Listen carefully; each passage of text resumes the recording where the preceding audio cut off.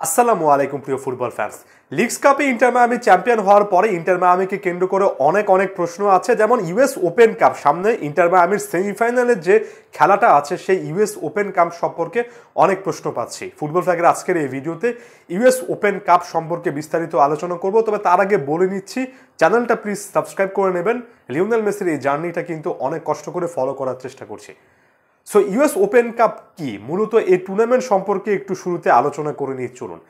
আপনারা যারা regular football খেলা দেখেন তারা তো মোটামুটি ভাবে এফএ কাপ এই প্রতিযোগিতাটা দেখেন। এফএ কাপ হচ্ছে ইংল্যান্ডের এমন একটা প্রতিযোগিতা, ডোমেস্টিক কম্পিটিশন, যেখানে ইংল্যান্ডের অনেক ক্লাব, শত ক্লাব ইনিশিয়ালি রেজিস্টার করে এবং সেখান থেকে শুধুমাত্র ফার্স্ট ডিভিশন অর্থাৎ ইপিএল এর ক্লাব নয়, বরঞ্চ সেকেন্ড ডিভিশন, থার্ড ডিভিশনের ক্লাবগুলো কিন্তু আস্তে আস্তে খেলার সুযোগ পায় এবং শেষ পর্যন্ত টুর্নামেন্টটা একেবারে লম্বা একটা সময় ধরে কিন্তু চলে।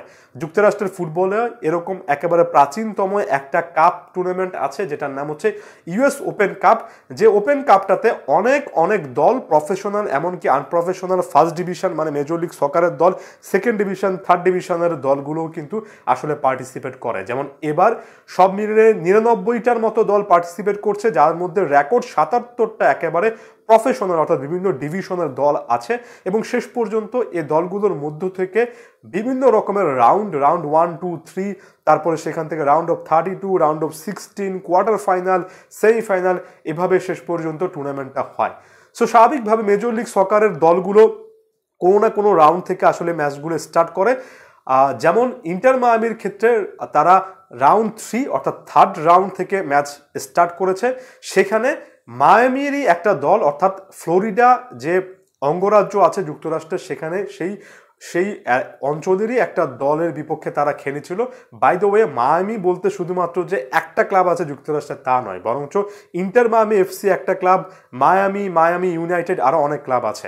তাদের বিপক্ষে রাউন্ড অফ 32-তে ইন্টার মায়ামি এই দলটার বিপক্ষে তারা যখন থার্ড রাউন্ড জিতলো, তারপর রাউন্ড অফ 32 সেখানে একটা প্রতিপক্ষ তাদের বিপক্ষে জিতলো, তারপর রাউন্ড অফ 16 সেখানে জয়লাভ করলো এই ন্যাশভিল, যাদেরকে হারিয়ে আসলে লিগস কাপ জিতেছে ইন্টার মায়ামি, তাদের বিপক্ষেও ইন্টার মায়ামি জয় পেয়েছিল।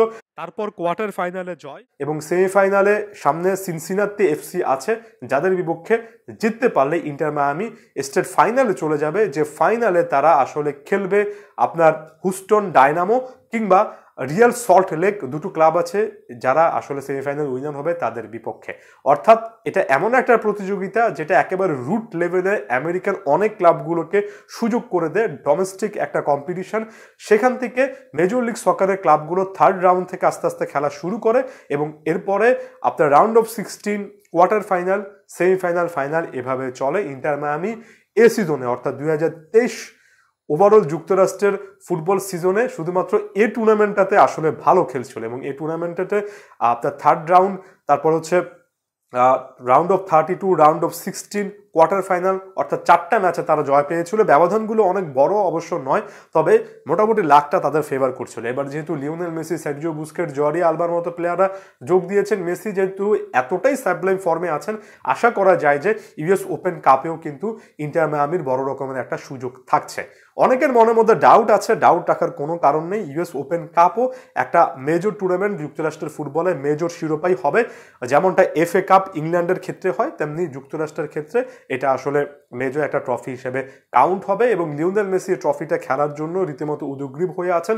যেমন George Mas, one of the owners of Inter মায়ামির একজন মালিক, একেবারে স্ট্রেট ফরওয়ার্ড বলেছেন যে লিওনেল মেসি একেবারে কমপ্লিটলি বিস্ট মোডে আছেন, অর্থাৎ প্রতিদ্বন্দ্বিতা করার জন্য যুক্তরাষ্ট্রের ফুটবলে একেবারে সেরা মোডে আছেন। এবং তিনি এই যে বাংলাদেশ টাইম অনুযায়ী বৃহস্পতিবার সকাল বা ভোর 5টায় যে ম্যাচটা আছে সেই ম্যাচটা খেলার জন্য অপেক্ষা করছেন, অলরেডি প্রস্তুতিটা শুরু করে দিয়েছেন। সো এখানে আসলে ইন্টার মায়ামির সামনে আরও একটা ট্রফি জয়ের সুযোগটা আছে, আর মাত্র 2টো ম্যাচ জিততে হবে।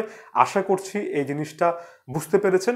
এটাও যুক্তরাষ্ট্রে একটা মেজর ট্রফি। এরপর লিওনেল মেসি আস্তে আস্তে হচ্ছে রেগুলার যে সিজন, MLS সিজন, সেটা খেলা শুরু করবেন। সামনে MLS কাপে ইন্টার মায়ামি কোয়ালিফাই করতে পারবে কিনা পয়েন্ট টেবিলের 8 বা 9 নম্বর স্থানে থেকে, সে জিনিসটাও আস্তে আস্তে আলোচনা করব যখন ওই খেলাগুলো শুরু হবে। আপাতত ইউএস ওপেন কাপের ব্যাপারটা ক্লিয়ার করে দিলাম। পয়েন্ট টেবিল নিয়ে যেহেতু কথা বলছি, সিনসিনাতি এফসির বিপক্ষে ম্যাচ আছে। সিনসিনাতি এফসি আবার ইস্টার্ন কনফারেন্স, মায়ামি যে কনফারেন্সে খেলছে ইন্টার মায়ামি, সেখানে আবার 1 নম্বর স্থানে থাকা দল। তবে লিওনেল মেসি থাকলে আসলে সকল ইকুয়েশন নতুন করে লিখতে হবে, সো সেটা নিয়ে চিন্তার কোনো ব্যাপার নেই। এই ম্যাচটা নিয়ে ম্যাচ প্রিভিউ কিংবা ওই দলটা সম্পর্কে কন্টেন্ট বানানোর চেষ্টা করবো। ফুটবল ফ্যাগের সাথেই থাকবেন। ধন্যবাদ সবাইকে।